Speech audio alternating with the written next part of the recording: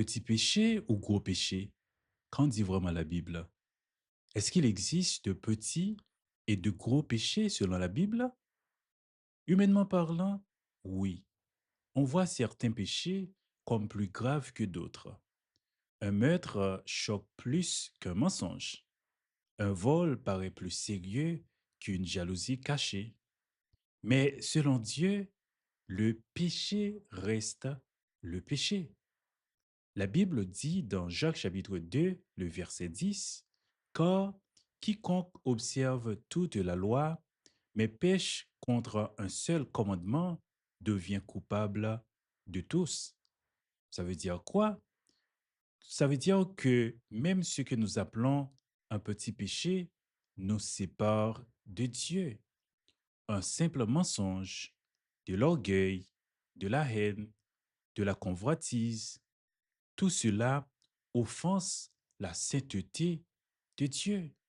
Dans Romains chapitre 3, le verset 23, nous lisons, tous ont péché et sont privés de la gloire de Dieu. Tous, pas seulement les pires. Mais attention, la Bible montre aussi qu'il existe des conséquences différentes selon les actes. Jésus dit dans Jean chapitre 19, le verset 11, celui qui me livre à toi commet un plus grand péché.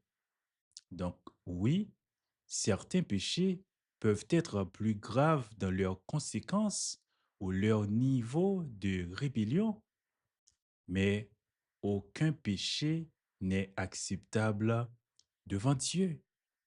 Et c'est là que la grâce de Dieu devient incroyable, parce que Jésus n'est pas venu seulement pour les gens très mauvais. Il est venu pour sauver tous les pécheurs. La bonne nouvelle, c'est que peu importe ton passé, Dieu peut te pardonner si tu viens sincèrement à lui. Dans 1 Jean chapitre 1er, le verset 9, nous lisons, si nous confessons nos péchés, il est fidèle et juste pour nous les pardonner.